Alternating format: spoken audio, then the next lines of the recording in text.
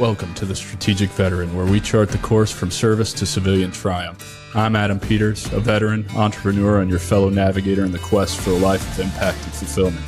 My mission is simple: to empower you with the tools and stories that turn challenge into opportunity. Having walked the path from active duty to where I stand now, I understand the search for purpose that comes with hanging up the uniform.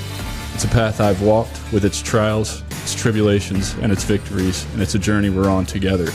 This podcast is more than just conversation. It's a beacon for those seeking to redefine our missions through entrepreneurship. It's about igniting the entrepreneurial spirit that lives within us, the spirit that compels us to create, lead, and make our mark on the world. Here we connect with veterans who have built businesses, sparked change, and found their purpose in the marketplace of ideas. They're not just surviving, they're thriving. They've transformed their service into startups, their experiences into enterprises, and they're proof that you can too. So whether you're scribbling business plans on napkins or stepping into the arena of innovation, remember, you're not alone. You're in good company. So let's explore these stories of transformation and take the first steps together on our path to purpose. Let's begin.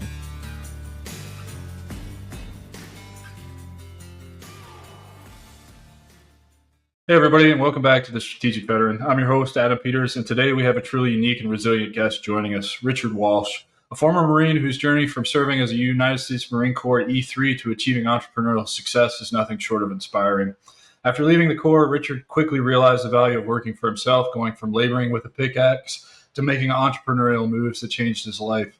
From facing life and death moments in military training to overcoming personal and professional losses during the 2008 economic crisis, Richard embodies grit and determination. He has since built his legacy of profit in Chicago, the Sugar from the Sun exhibit, and dedicated himself to helping others through Sharpen the Spear Coaching, aiming to help 10,000 business owners find freedom, profit, and impact. Today, we'll dive deep into Richard's journey through military service, the trials of transitioning to civilian life, and his mission to empower other veterans in business.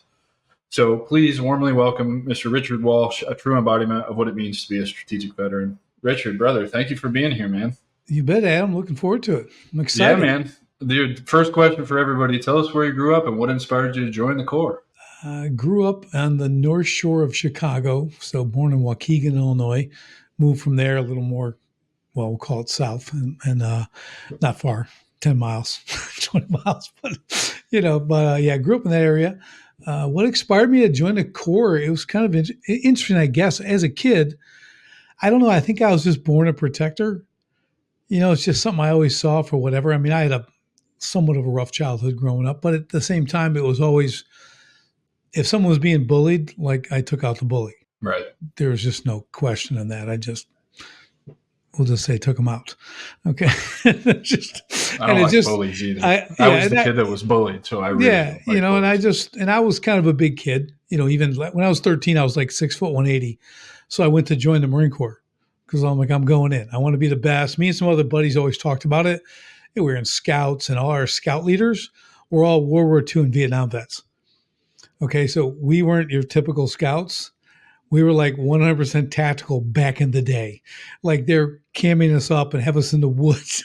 And we were doing, it was awesome. It was like, these guys were just awesome. So you're hearing the stories and whatever, and it was pretty cool. So I kind of like, well, I kind of want to be here, so I'll go join the Marine Corps. And I went to the Corps and to the recruiter, and I'm talking to him, and he's looking at me. He goes, "So how old are you?" And I go, "Well, I'm 13, but I'm ready to go." Correct. He goes, "Well, here's some stickers. You come back when you graduate high school. We'll get you right in." I'm like, "Oh man!" So I left, and of course finished high school, and then went in. But I was standing in line for college. Actually, Adam, I'm like community college. I'm like, got the check, got the schedule, and I'm walking in line, moving forward towards a little check-in deal. And I'm like, I'm looking around. I'm like, yeah, this isn't going to happen. This is not, I barely graduated high school. I'm like, this is no, and I ripped it up, threw it in the trash and left, and I was working at a golf course at that time, called the recruiter, not the same one from when I was 13, but I called him and I said, hey man, I want to join the Marine Corps. It's like my 9 o'clock break. He's like, well, what are you doing now? I go, well, I'm working. He goes, what time do you get off? I go, 3 o'clock. He goes, see you at 3:15. And I'm like, okay. And I went and saw him, did the ASVAB, scored well. 3 weeks later, I'm shipping off the basic, So that was kind of how it all began. Yeah. It was interesting. So what was your job in the Marine Corps?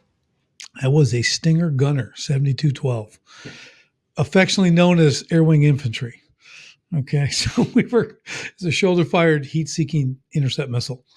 So it sounds like a toy I didn't get to play with, and I'm kind of jealous. Yeah, there wasn't a lot of us. There wasn't a lot of us in the Corps. It was pretty small. So we were forward area air defense. So we're a FAD battery back then. Now they call it LAD or something else now. But the gist of it was basically you're out front, right? We're the last line of defense for the troops. So when aircraft's coming in to strafe or whatever, we're taking them out. The bad news, Adam, was you had a 3 to 5 second life expectancy after firing. So it was one of those kind of jobs, so there's no lateral moves, or when you're a stinger, you're a stinger. That's it. We're chunky. You ain't going anywhere. All right. So, nothing to introduce you to the military's mindset of we're all expendable than, being a Stinger missile gunner and knowing that your life expectancy is 3 to 5 seconds after fire. Yeah. What's funny is because they started this with the Red Eye, which when I went in, it was Red Eye Stinger. So they're transitioning out of Red Eye. Red Eye was basically the same thing, but it wasn't intercept. Well, you had to get the heat of the fuselage. You had to lock on that. Okay, so you had to wait for it to pass, pick up that heat signature, and then launch. And then it'll do its thing. Stinger, it worked on the plume. So the plume of the exhaust, you could get it incoming. That's a game changer. I believe it. That was huge. But it's the smoke trail that you leave from the ground to the aircraft. When you take one out, his buddy might get a little irritated and know exactly where it came from and kind of, napalms you. I don't know. But that was the 3 to 5 seconds, So yeah, it was interesting. So we trained a lot of time in the desert. We were doing desert training before it was cool, early 80s. And for what reason, I had no idea. But then 90 comes along and you find out why. But yeah, so it was interesting. Well, speaking of training in the desert, you mentioned a pivotal training night in Yuma, Arizona, where you died 3 times. How did that experience impact your perspective in life, and how did that really shape you? And if you don't mind, tell us the story. What happened? Yeah, so it's kind of interesting. It's training, right? So we're out training. So we're in the Yuma desert. So you got the MCA, Marine Corps Air Station, is in Yuma, but we're out like 90 miles into Mohawk Mountains, by Mohawk Mountain Pass and stuff. And you sit out there in 130 degrees and you're waiting to see a jet, then you fire air quote and fire on it, right? With your simulator or a Smoky Sam, which is just a rocket, a little, model rocket to give them the simulation of being fired upon. And you see nothing for days and days. Okay, nothing. You just sit there and you're just roasting, you're just cooking in the desert doing nothing. Typical Marine Corps stuff. So then one night we're going back to what's called the Hawk Battery, which is another surface-to-air missile, larger, right? They go up and they come down on the aircraft. They're always behind us. So we're going back to the Hawk Battery at night. I can go back, get cleaned up, and kind of do our thing, get out of the field. And so our squad leader was, we're in Jeeps, right? Little M15 ones. We didn't even have Humvees then. So he's like turning the lights on and off, right? These are like these are like active war games, right? So he's like turns them on first and turns them off, make sure we're still on the trail. He's trying to get 5 of us back. This is the first time. So all of a sudden the sky just lights up. Okay. All I see is the tail of an AV-8B Harrier. Okay. And flares coming down. A flare bounces right off the hood of my Jeep. Right. Great. So they're just out looking, right? So like, boom. Okay. I'm dead. All right. So then we go again. We're doing this again. Same thing. About 30 minutes later. Okay. We get smoked again. All right. It's like, well, that kind of sucks. And then we get back to the Hawk Battery. Now we're like, we're good. And I'm like, all right, here we are. Everything's cool. Now these AV-8s and other aircraft, they're just doing these random drops. They're trying to find the Hawk Battery. Okay. So they're kind of lighting things up and they're looking. So, well, I got to go take a leak. So I walk out to the perimeter, just take a little casual stroll out there. There I'm taking a leak and the sky lights up. I'm dead. I'm dead again, like taking a leak. Okay. So I'm like, so the reality of it, Adam, was that, it's kind of funny because you're in training. But when I thought about it, I'm like, man, that is over. There's no goodbyes. There's no great end of life speech. Okay. You're just done. You're just literally doing what I was over. doing. Yeah, right. You're over. done, Yep. Yeah. Walsh, man, he was taking a leak, man. That's the story I get to live with. That's my legacy. Right. Yeah. So taking a leak and got blown up like this. That's what I get to leave. So that was sobering because, you're kind of playing at that time, early 80s stuff, like there's nothing going on really. So you're out training and doing stuff, but then you really got to, and we obviously we take our training serious, but when that kind of stuff happened, because it happened again, okay, so that was like 3 times in a day. And now we're back out in the desert again, right? And there's nothing to do and you see nothing. Okay. So I'm going to give you the next round of death. Okay. For me. So I'm laying there. I'm like, nothing to do. It's super hot. I'm like, well, here we go. So I got like shorts on, no shirt. I'm laying on the canvas part of the Jeep, like suntanning because it's just super hot. I'm all sweaty. And I hear this whistling, right? Like whistling. I'm like, I start looking around and because I know what that whistle is. That's an A-10. Okay. I mean, I know I can identify anything that flies, right? That's our job. And I'm like, oh, and this A-10 comes screaming about 20 feet off the deck, starts banking right up and releases CS gas on us. Great. So here I'm all lathered up, sweaty and everything, and just my gas mask is in my pack underneath the seat. Okay. Because I'm like, so it's too late anyway. So I'm like, wow, that sucked. Okay. So we get through that. And we're out there for days, like 30 days at a time. So the last one I'll share. So I'm going to go, I need to go take, I got to go take a dump. Let's just be real here. And I'm like, I'm going to go find a nice quiet place. Okay. So I'm going to go take a little hike. So I go in Mohawk Pass. So the mountains kind of break and they start up again. There's kind of this wide pass. So I'm going to hike out that way, go check out what that's all about, Find myself a nice spot, get all set up, Here I am doing my business. This little A4 Skyhawk, if people, again, we got to go back a little bit, but they used to be the old Blue Angel planes, super agile, but smart. Comes banking again. They're screaming like 30, 40 feet off the deck, right? So I'm sitting on these 2 rocks. The guy's banking through, and I swear, if you see him, he like looks left and he does that double take, and we lock eyes. Okay. And I couldn't see if he's smiling, but I guarantee he was smiling. He brought that thing back around. Same thing. I'm in mid. I can't do anything. Same thing as the A-10. Just dumps that CS gas on me. Pants on the ankles, the whole deal. So I'm just like, dang. I'm just sitting there. So, I mean, it's funny, but again, there I am, dead twice. Again, like how many, like that's 5 times.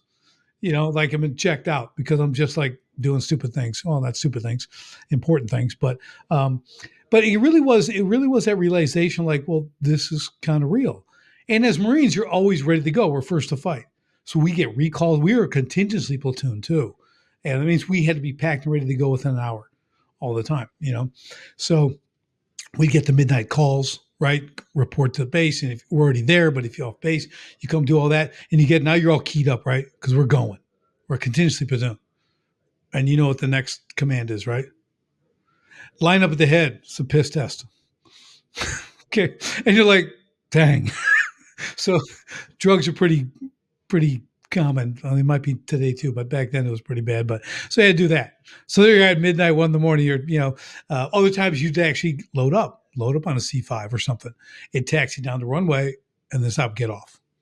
Because that's what we want to do with our time. That's what the Marine Corps is. Now, the only comfort we had was our E5s and stuff would tell us, we're like, man, this is it. We're going. They go, we're not going anywhere. Go, what do you mean? You go, do you have any ammo? I'm like, no. Well, we ain't going anywhere. Okay. So they're all like, we got no ammo. This is just a drill. I'm like, oh man, we're kind of all keyed up, ready to go and stuff. So yeah, it was, that was it in a nutshell, I guess, You would think that no ammo is a telltale sign that you're not going anywhere, but every deployment I did, we didn't get ammo till we were in country. Not even Kuwait or Kyrgyzstan, but in country before you get a live round, and you're like, this doesn't make any sense. I also remember like walking around the early days as a private on post, like, why are we not all walking around with loaded weapons? Like, I don't understand this. I thought we were supposed to be in the military. Like, it's a thing. Well, it was those shootings. Remember I don't know if it was Fort Sill or where it was, but they had those couple of shootings a few years back. And like but everyone realized like, we're not armed. None of my son is in the Marine Corps now. He's at MSG school in Quantico, and they got their blue gun. He's up to that, because so they walk around with the blue gun.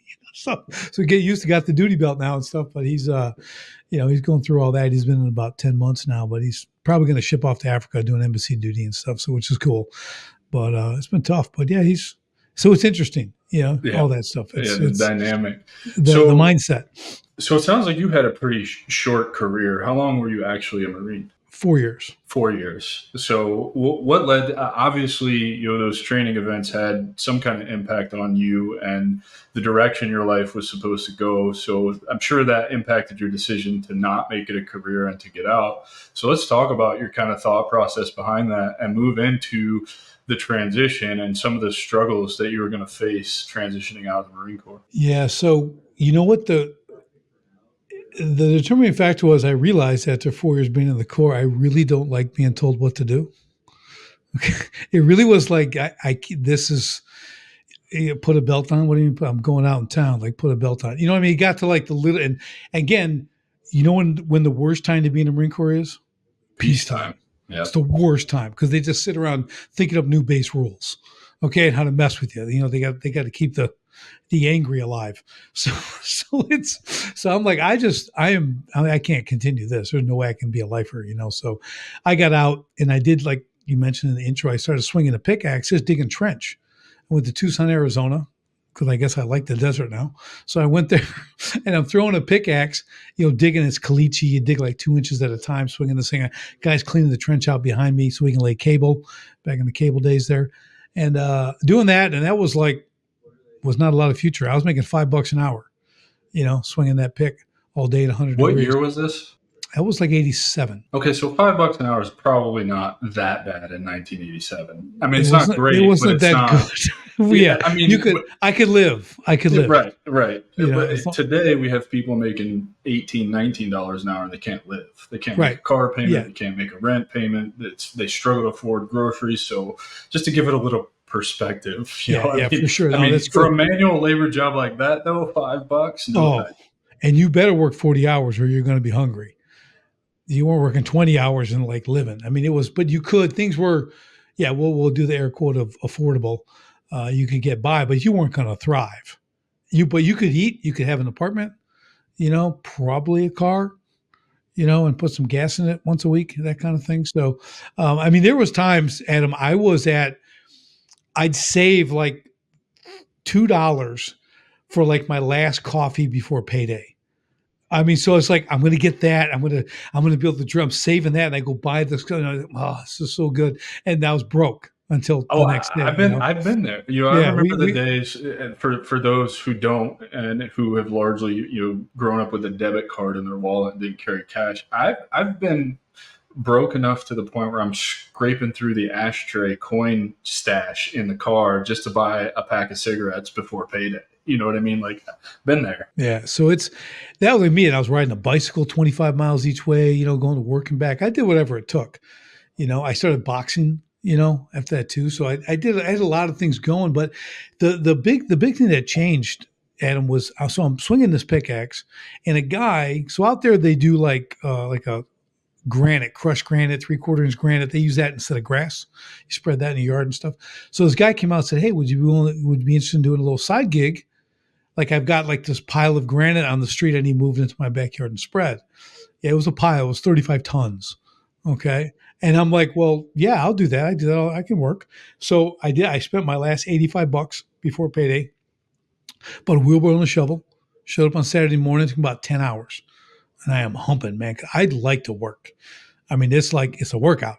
It's just, I'm going. I get done. He comes out, and here's the beautiful part, Adam. He put $1,000 in my hand.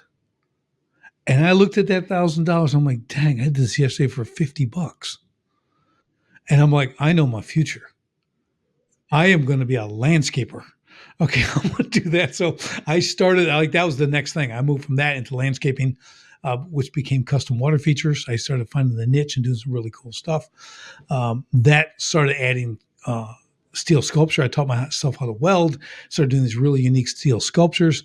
And then I got commissioned to do world-class exhibits and stuff for the Shed Aquarium in Chicago and the Garfield Park Conservatory. And it was amazing, like where it all went. But I started growing this business and doing really, really well. Well, and I think there's a lesson here because what you just said, being handed $1,000 to move 35 tons of gravel in an afternoon or however long it took you to do a whole day, I'm sure relating that back to the $5 an hour that you just did it for the day before, and you made $50 to do it in 10 hours, you invested $85 into yourself, and it birthed this whole, thing for you, right? Like, oh, I can earn a significant living doing this. There's going to be challenges along the way. But then you alluded to it as well in that you taught yourself how to weld. So there's a creative side to you, making water features. You found your niche. That takes an incredibly creative mind, I'm sure, So now you get to create things and build things that are your own. And it just kind of goes that direction, moving forward. Plus, I'm a lot like you. I don't like people telling me what to do. I like to be in control of my time and all of that. So I think there's some valuable lessons in there. Moving that 35 tons of gravel sounds to me like it was kind of your entrepreneurial beginnings. It was what sparked the whole idea of you becoming a business owner. But through that, it allowed you to kind of pursue stuff I assume that you're passionate about, because you don't just get into start making world-class sculptures for different organizations if you don't have something about you that allows you to create like that. Is that correct? Yeah, it really was. You didn't know, because growing up in school, I moved a lot, was in a lot of different schools. Let's just call myself the class clown. That's what I was. So teachers weren't real friendly to me. So I was, they would tell you have no talent, you're not going to do this. Our class, they just, the typical public school thing, they're just going to kind of beat you down, try to put me in my place. So I remember, getting into that creativity part of me, because I used to write a lot when I was young, like real young, like third grade, fourth grade. I was writing stories and doing things. And that was kind of my outlet. That was my creative outlet. But then as I got into landscaping, I started seeing this as art and not like grass or trees or whatever. So that got into the boulder part and the waterfall part. And now I started building things, bringing boulders in from around the country. And basically, Adam, when I'm done with a water feature, like in someone's backyard, it looks like it was there before the house. I mean, that's the level I operate. All big stuff that no one would even think they could do. I did impossible things. It was really, really great. So that it give me that chance to have a creative outlet, but also get the acclaim I kind of craved. So I learned a few months ago on a podcast that I'm a words of affirmation guy. And that's actually why I did what I did, because I kept wanting to do the next great thing. So people would tell me I'm great. And and the reason I bring this up is because I created this show to spark conversation, to kind of take people from, a little bit of who you are, why you joined the military, talk a lot about the transition and the struggles that we go through, because I've done almost, 70 or 80 of these at this point, not released that many yet, because we're doing one a week, but it's the same story over and over. There's three common things. We first don't know who we are outside of the military, and we don't take the necessary steps, or are not taught the necessary steps to learn how to sit with ourselves and discover who we are actually beyond the military. And maybe not so much in your case, because you did have a shorter career, but I do see it across the board. You're not the person with the shortest career that I've had on here. But somebody, particularly in like my case, I joined at 17 years old. I didn't get out till I was 30. That became my entire identity. And it really affected me for like 8.5 years trying to figure out what to do. Then you've got, the loss of routine and work ethic and all the skills that you built in the military. We quickly abandon those and don't realize how good those are, to us. And then the lack of networking too. And the military is not very good at teaching the enlisted side how to network. They're really good at, officers, first name basis kind of thing. They largely don't have trouble getting jobs when they get out. And I put all of that together to create this show, because I know when I was in what I call the transitional, that dark spot that we get out where we don't know anything about who we are or what direction we're headed, and we have no purpose. If I would have saw a show like mine and heard a story like yours, you're a perfect example of that, because you got the job for $5 an hour digging ditches, and then you got the opportunity to do it on the side and saw, oh shit, I can make a fuck ton of money doing this. And then you discover about yourself that it allows you to be super creative and find a niche that you don't hate, getting up every day and doing because you like to work, you like to create, but then also you're filling your cup by getting those words of affirmation, that praise that you so desperately seek, that you may not have even known that. Well, you just admitted you only found this out on a podcast a couple of weeks ago, right? So you didn't even know that about yourself, but it's through your business that you actually got to discover that about yourself. Because I'm willing to bet your business has been hard at times, but you've never really actually been close to giving up. Like, we say we're going to quit, but you get frustrated for a minute, and then you show up the next day and you're like, you've worked it all out somehow magically because you genuinely love doing what you do. Am I pretty spot on with that? Yeah, that whole timeline's great, Adam. That's perfect. So it is like, yeah, I don't quit. And as a Marine too, and I don't bash anyone other service or anything. Well, in fun I do. My brother was Army, my younger brother was Air Force, so it's a good thing I got to be the best. So, but the identity thing is huge. Right. So when we talk about that, yeah, the words of affirmation, all that kind of stuff, everything you said is correct. So what I learned, and this is from my business too. So you go from the Marine Corps, like, here's a weird thing. I walk around I go anywhere. People see me or they talk to me. They see me at the gym working out. How people go, man, were you military? People say that, like they have that thing. They don't I don't say get that to me anymore because I grew the hair out and the beard out. I think it's by design. It's pretty nice. However, I'm getting Jesus and Jason Momoa now, so it's like I think I'd rather have the veteran thing back. Yeah. Well, I don't have any hair, so I it could be good or bad. I don't know. See more wrinkles, but they don't come and ask me if I was military. You know what they ask me? They go, Marine, right? That's what it's the weirdest thing. And I'm like, and I think, well, you can say a lot of things, but there's like a difference, right? But it's like, that's like pretty much, that's 95% of the time when people ask me, and I just nod. Yeah, that's, so it's just an odd thing. But again, let's talk about identity with that. So you come out of the Marine Corps, whether it was 4 years, 6 years, 20 years, 30 years, that was your identity, like you mentioned earlier, Adam. And now you're not that. You're out. You are, and they literally call it separated, right? You're separated. You're separated. I mean, like, that's pretty hardcore if you think about, like, I was separated from the Marine Corps. It's like I got a divorce. Okay. So you were a husband and now you're an ex-husband. Okay. So it's like, it's kind of odd, but the hard part for people is putting your identity in anything that you do. That wrecked me for the next 20 years.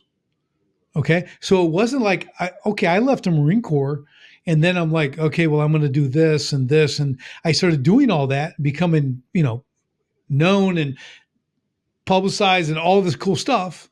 But now guess what I am? Now I am Rick Rock. Okay. That's the name of my company. That's who I am now for 20 years. Always had the shirt on, always had the hat on. More on this magazine, and this magazine, on this TV show, winning these awards, doing all this stuff. Oh, now I'm building world-class equipment. It's all about that, all about me, the next great thing, right? Get that affirmation. So what happens when 0809 comes and the whole economy's collapsing?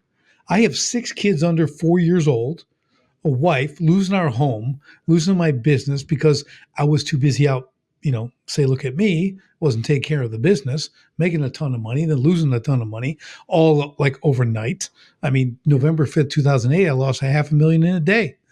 And it just kept going off the cliff, right? But I realized I had this epiphany, Adam, and this is what's really important I want to share with people. Whether you have an epiphany or not, I woke up one morning and I'm thinking about my 6 little kids. And I'm like, man, I've just been chasing business. Because it's me, right? I'm feeding my own ego. I'm not taking help from anyone. And I had billionaire clients trying to give me advice, but what do they know, right? They ever do landscaping, ever make a water field? Of course, what do you know? They just own professional sports teams and manufacturing plants. What do they know? So that's the kind of idiot I was. But I'm laying in bed, I wake up and I go, if I stay down this path of businesses first, got to win this, got to stay up front. My kids are going to see that. I'm going to destroy their future marriages. It's going to wreck them, their relationships. They might be good at business. Everything else in their life is going to be trash because of what they saw me do, not what I told them. More is caught than taught with kids. My identity was so wrapped up in that business, I wouldn't let it go. I drove it into the ground. because I started doing stupid things to try to save it. Okay, that did not work because it was all about me. So that morning I got that epiphany, went at the office, said, we're done today. Went to my yard, my construction yard, told my guys, we're wrapping it up this week. We're finished. Man, I love you guys. You've been with me over 10 years, same guys. They're like family. I said, but I'm not doing the same way. I'm not going to do this to my kids. I'm not going to do this to my wife. Like, I have no idea what I'm going to do. I mean, we have nothing. We're losing our home. We had to relocate and do all that stuff. But that moment of clarity, and I'm just going to tell people, God gave me this window to see that far down the road. Like, you can fix this right now, or you can ignore it and puff yourself up again and just completely ruin everything, even worse, right? So I had to make that choice, and that really taught me the identity issue. And as we transition from the military, especially if you've done more than 4 years, right? But I can tell you right now, my son's been in 10 months. He is a Marine. Yeah, okay. I mean, he's gone through this. So I talk to him on the phone every week. I'm like, I love it. And so he gets it. He's going to be in for 6 and he's going to get out because he doesn't want to do the long term, but really cool. But that whole identity thing, that's what most guys struggle with. And I think when they get out, again, 4 years, 10, 20, whatever it is, they kind of go, well, I'm going to take a break. I'm going to just going to chill, and they'll take a month or 2 months and they don't do anything except recover. Well, I'm going to tell you that's the worst thing you can do. I'm telling you, you should get out and be working the next day. Okay. And relatively speaking, right? But you need to just do something. You don't have to do your new passion. You don't have to figure that out. You don't need to figure anything out. What you need to do is go make income and have some kind of purpose.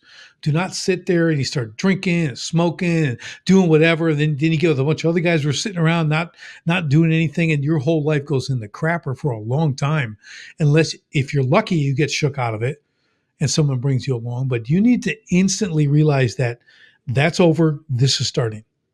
It's always looking forward. And that's a large part of like what I want this show to become is an example of, if you're watching this and you're knowing that you're going to get out, start doing some things now, start building a network, start exploring who you are and what your life looks like without the military. What resonates with you? What are your core beliefs and values? What are your passions?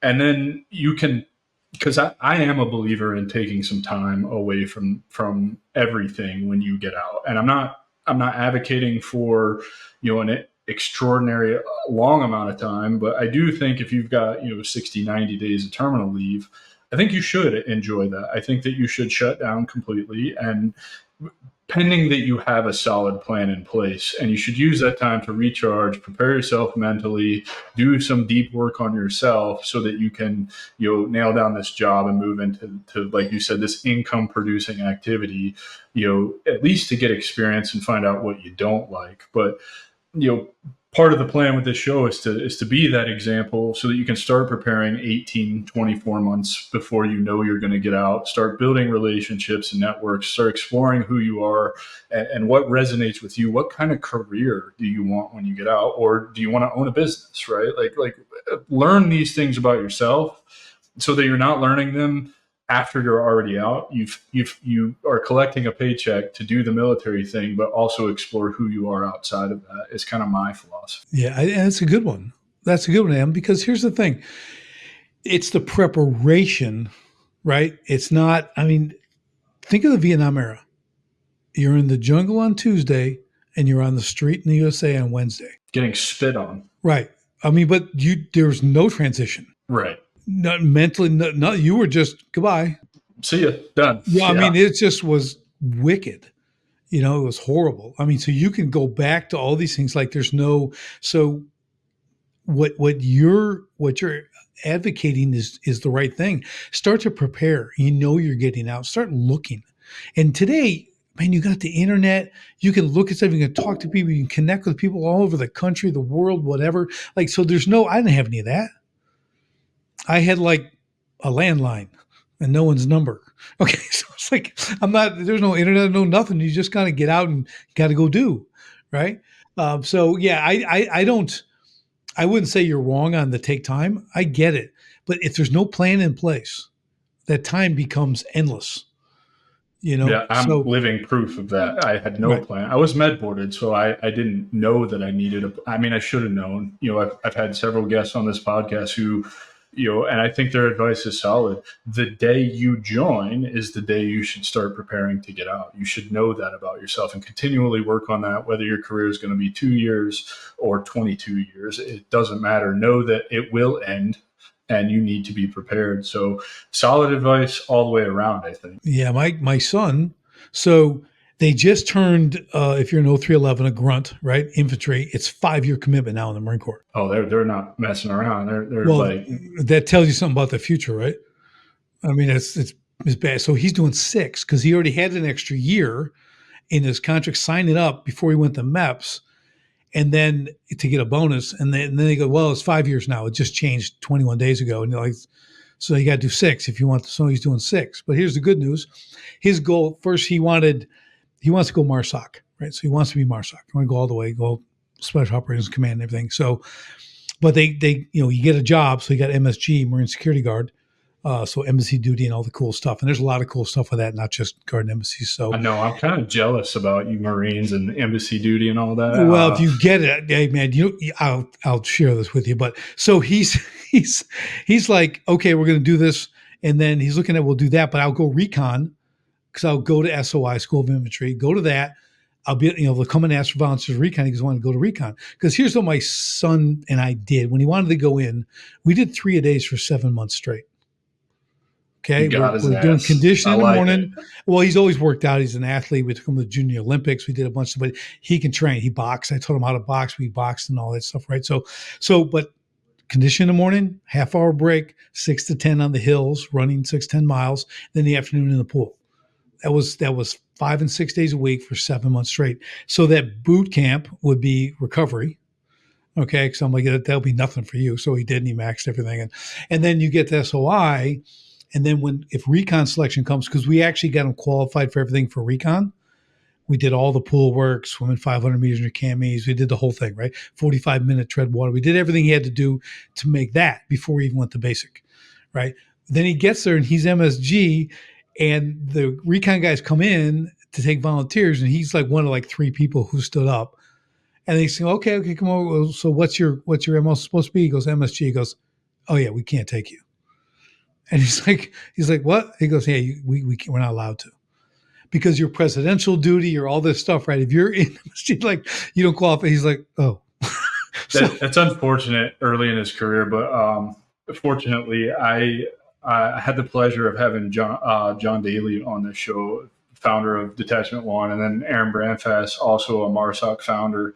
I'll definitely, when we're done, remind me. I'll connect you with them so that they can, because John for sure did some embassy duty, and I know it's possible, the sniper route thing too. Oh, That's yeah, how Aaron did it, and I think there'd be a lot of value for your son to get connected with those guys and talk to them, because I'm sure they can give them more advice than either you or I can. Just having insider knowledge. Right. The good thing is, so he's at MSG. And so the whole experience now, and he told me, Dad, the Marine Corps is different than when you're in. So boot camp, I'll go through this really quick, Adam. Boot camp, 55 guys start. Second day of the second week, so you just got your new drill instructors, right? The second week, 20 guys quit, cut themselves, tried to kill themselves. Okay, couldn't take me and yell at. Okay, like week 35, they graduated that. Gets to SOI. Okay, now SOI is tough. It's 3 months. It's hard. If my son says it's hard, it's stinking hard. Okay, because he's not, he can do it. And guys dropping every day. Don't want to hump the hill. Don't want to do this. Just left and right, left and right, left and right. Now he gets to MSG. Okay, in Quantico, he's there. Guys getting dropped. 30 guys last week dropped. One guy 2 pounds away dropped. I mean, they're just like, he's like the last man standing. It's unbelievable. And they do have a MARSOC gunny there for MSG going through the school. So he's kind of talking to him and stuff too. Making those connections, man. Yeah, so he's doing that. He's like, and they're doing all the stuff, and he's going to be fine, because you got to be a corporal and in 2 years for MARSOC to even go for selection. Yeah. Recon to be a nice little thing. But actually, even though he's trained a ton, the problem if you go from SOI or get the SOI. You're coming from basic and SOI, then you go recon selection. The guys get injured. They get everything from shin splints to, and they get dropped, and you're gone. Never again. Like, you're finished. So it's actually, to me, it's a blessing for him. Like, he would probably make it, but dude, let's go do this. Go to work, train, and then he's already in E3, right? He's already in E3. Get that E4, apply, go do your embassy duty for a year or two. That's awesome stuff. You got the super high security clearances, everything else, ton of stuff. And then apply, and he's all good. And then get into MARSOC, right? Try that in the next 2-3 years. Go there for a few years, spend a few years in MARSOC, hit year 6, you're out. I said, that's like his plan. I'm like, this is a good route. Because he doesn't want to stay in there forever because he wants to have a family and stuff like that. That until he gets to MARSOC and then his mind changes. Yeah, I know. I'm just, come on now, one step at a time here, Adam. I'm telling you. But I know. I think that's solid advice too, and it applies to transitioning veterans as well, right? Like taking the MSG experience makes him more marketable for the thing that he wants to do. There's a lesson in there that we all have to learn. I think it's back to your point where you shouldn't take a whole bunch of time off when you first get out. You should really get into the workforce and start exploring to shorten that time horizon of figuring out what the fuck it is you actually want to do. You're not going to know if that first corporate job is for you until you go work that first corporate job. And the longer you wait, the more desperate you will become and the more stuck you will get in that first corporate job that you land on. So I think to bring all that back around, it all makes sense. You're making yourself more marketable. It's okay to switch jobs every year or two because you're showing that you're collecting experience, particularly, I believe, for veterans, because we already have a bunch of marketable skills. If we can go and land some early jobs, a year here, a year there, put those high leverage skills to use in the corporate setting, translate those, then you can start looking for that, dream corporate job or whatever it is that you want to do. I'm really against the corporate thing. I just don't want to work for anybody. I want to work for myself. But that's my definition of success is very different from other people's definitions of success. And I think that's important that you sit down with yourself and define what success means to you. It doesn't mean sit down and say, I want to be rich. Okay, well, that's great. We all want to be rich, but how are you going to get there? And what does rich mean to you? Yeah, how rich? Yeah, exactly. And rich to me really just means I can control all of my time and I can go within reason, do what I want, when I want, and not have to check the bank account. I can take the trip to Colombia next month. I can spend as much money as I need to spend while I'm there within reason and know that every time I swipe that card, I'm okay. I don't have to check the bank account. That's what success looks like to me. So I encourage everybody listening to this to sit down and what is your definition of success? And what does that look like to you? Yeah, it's really important. I think when people, they have to remember this, because I trained a lot of guys to go into the Corps, into the Army, right? So I had a gym, did boot camp style training, but I take additional work with them, both male and female. And I remember one young man, he was on our cross country team. I was his coach for our homeschool cross country team. And then he gets out of that. He's like, hey man, I want to go in the Marine Corps. I'll be a reservist. Okay, I'll train you. So we get him super fit, just super stud, right? So he wants to go in. He's going to be like his dad said, well, you should be a diesel mechanic. You could do this, get that skill to come out. And I said this and did make a really good friend with his dad. But I said, his name was Kenny. I said, Kenny, you know what the world needs? It needs leaders. It needs leaders. And you know where you're going to get the lead? In the infantry. I said, I'm just saying, I just want you to consider it. I'm not saying you got to do it, but we don't need another mechanic. We need leaders, because you could take that skill and go anywhere. Okay. So guys in there who are listening to this, understand at any level in the Corps, in the Army, whatever, you're learning to lead. You are a leader of somebody, right?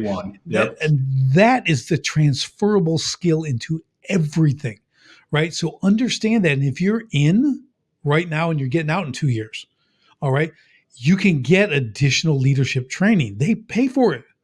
You can be in there, so get as much as you can, because that's what people need. Okay. It's really important to understand. So he went that route. His dad was pretty angry at me. Okay.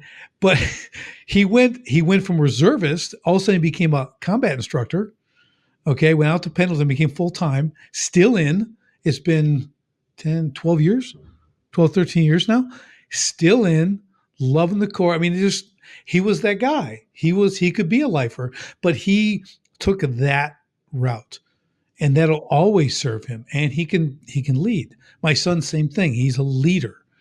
That leadership, and you see it he's very quiet until he got out of basic. And now the whole thing when I see him now, he's that beast has been awakened that was in him, but he leads, man, that people follow him. You know what I mean? He takes charge. It's really cool. And that's what's going to really serve him all the way through. And when he gets out, because he's in that position. So I just want guys who are listening to understand you've got that. Don't disqualify yourself because you're a Stinger gunner and you don't get to shoot down jets in the public sector. Right? So I was never going to get to do that. Okay. But I could lead. I could go out and work and do things. And that's so much of what I talk about here is getting out of the fixed military mindset and getting your mind, opening your perspective through the growth mindset to being able to see all these other valuable traits that you have, particularly, like you said, leadership and those guys coming from the military. So I'm willing to bet that your epiphany on leadership is what led you to starting Sharpen the Spear, correct? Yeah, because it's honing entrepreneurial warriors on the battlefield of business. Let's talk about Sharpen the Spear and what that looks like for you. And how did you arrive at this idea, and how did you start to implement the idea? Like what was it that was like, this is a problem. I have the fix for this problem. Let me dive headfirst into this. Well, it really was the first 20 years of business.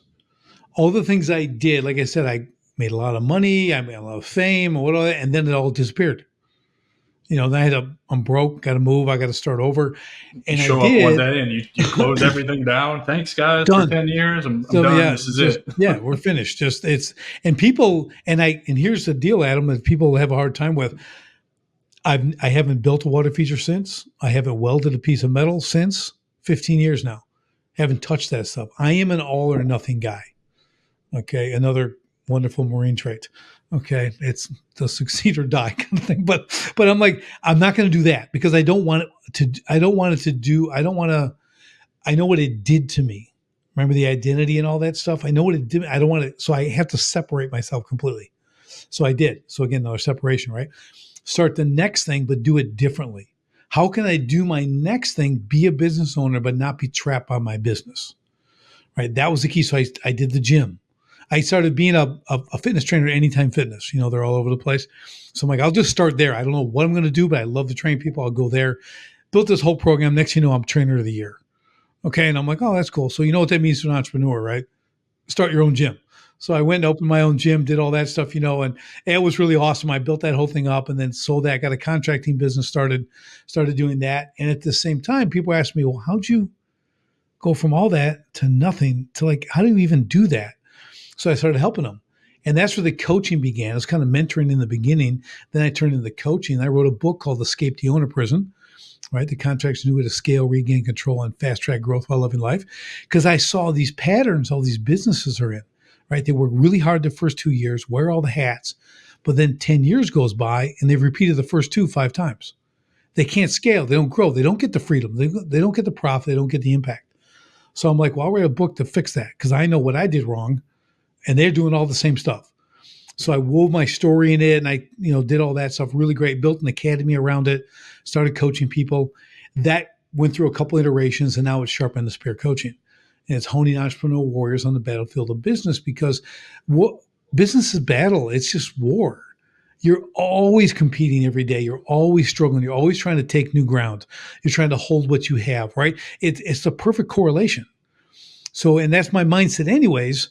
So like I just built that up and that's where we are and that's where we're going. I love this so much because it fits right in with, the message to transitioning and transition veterans is not only do you have to sit with yourself, figure out who you are, all of those things that we've talked about at this point, but you also need to be willing and able to ask for help and get it out of your mind that you're not, and no one, I don't care Richard's a perfect example. He was having billionaires who know business systems inside and out tell him that he's doing things the wrong way in the landscape business, which leads to him for 20 years doing steps 1 and 2, as he just alluded to. He had some element or some block that didn't allow him to have a mentor or ask for help or even receive the help that he was being offered. And I see this a lot. I'm guilty of it, just like everybody else. I didn't want to ask for help. I'll figure it out on my own. I'm a tough infantry guy. This is what I do. It wasn't until I started accepting help and started seeking help. To this day, I just reached out to a guy this morning for some help with some other issues. It's not always going to be a favorable answer. I didn't get a favorable answer this morning. It was going to cost me a lot of money instead of, a 30-minute conversation where I could just learn. But that's how it goes. And when you start asking for help, you start seeing the importance of coaches and mentors and people who are further ahead than you are, helping you, not make the same mistakes that they made. And I think that's why Sharpen the Spear is probably so successful, because you've tapped into that. You've tapped into there's millions of people out there who are very successful who you may not look at and think, we can use professional athletes as an example. Like, why is a head coach of a football team? Well, because everybody needs a damn coach. Everybody needs a coach. I don't care how talented you are, how good you are, how hard you work. There's always something that you're missing or that you're not seeing or that needs to be refined and worked on. And that's what coaches and mentors do for you.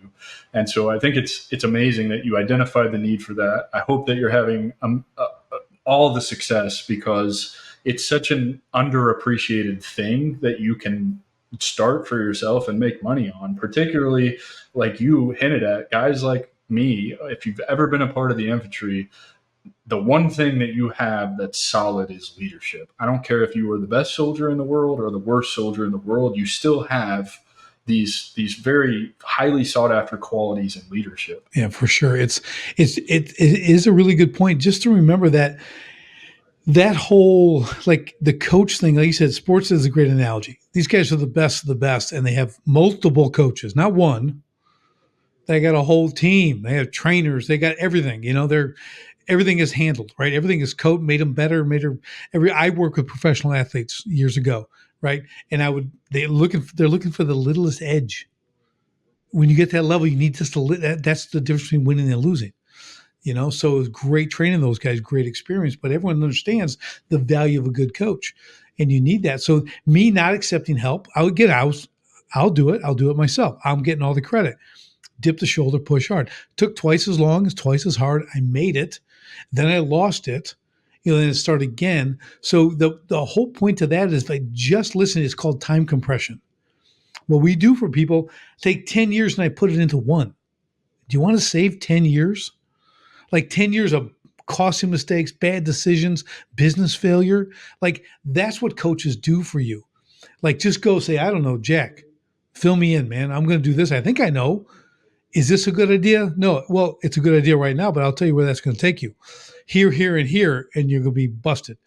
Oh, I didn't see that. Of course you didn't, because you haven't been busted like me. Okay, so I'll tell you, like, I know. You don't want to go that way. I just got humbled by my mentor this morning. I have an ACP mentor, and he's amazing. He's a venture capitalist. He's worth millions and millions of dollars. But he just humbled me this morning. He's like, Adam, you are all over the fucking place right now, and I need you to focus on the one thing. And the one thing that I see, whether you see it or not, is this, and this is what I want you to focus on. I feel like I'd be a moron to not heed his advice and scale back some of the other things I'm working on to really focus on the thing that he's telling me to work on. And I sought out the ACP mentor through, resources that had been gifted to me. And I'm so glad that I did, because I've learned so much that he had to learn the hard way. And I've compressed so much time to this point. And I'm only 5.5 months through a year-long mentorship with this guy. So it's like, I can only imagine what I'm going to learn in the next, 6.5 months. You know what I learned, Adam, when I started coaching people? Like, I did boxing too. So I was a boxer for a long time, champion boxer, all that. Then I started training people. Like, I became a way better boxer. Yeah. I started seeing stuff from the other way, and I'm putting together different combinations. I'm like, oh, do that. And I got really good. And I'm like, and I got really better at boxing, even my basic skills, right? Same thing coaching. All of a sudden I'm realizing, well, these people are doing what I say and it works. That's what I need to do. Have a coach, tell me what to do, and do it. Like you said, do it. You have to do what they say. You just have to do what they say. Like, because I tell them, don't question me. Right. Just and I promise you're going to fucking hate it. I have an assignment before I meet with him next week. and I am not looking, it's going to eat up a bunch of time. It's not something I'm interested in doing, but I have to do it. And he's going to hold me accountable to it. And, that's just the nature of the beast. Like, your coaches and mentors are going to give you things to do that you are absolutely not going to want to do. It's up to you to have the discipline to do them, period. And if not, the onus doesn't fall on your coach or your mentor. It falls on you. You have to get to the other side. You have to understand, whether it's a workout, the best time of the workout is when you're finished. Right? If you go as hard as this morning, I crushed it, right? I mean, I crushed it for an hour, and I get done and go, this is why I do it. How I feel right now. And walking out of the gym, so good. Just lathered to my shorts. Everyone else is like on the elliptical, going back and forth. I'm like, what? You got to work out. Everyone's got their thing. I'm a little nutty. No one talks to me at the gym because I'm that guy talking to a heavy bag. Everything's an opponent to me, Adam. Okay, everything's an opponent. It's not a bad attitude. Yes, I'm taking the bag out. The bag wins every time, but I come back and fight again. But that whole idea of get to the other side, do the hard stuff, get to the other side, and then look back real quick. I'm talking glance. We go, whoa, yeah, that was pretty hard. What's next? Do the next hard thing. Well, and I think too, right? I encourage everybody listening to this. You hear it all the time. It's huge right now. Hormozy talks about do the hard thing. David Goggins talks about do the hard thing. All these influencers out there talking about do the hard thing. I would encourage you to go do the hard thing, but then be mindful of how you feel after you do the hard thing. And that's why they're telling you to do the hard thing.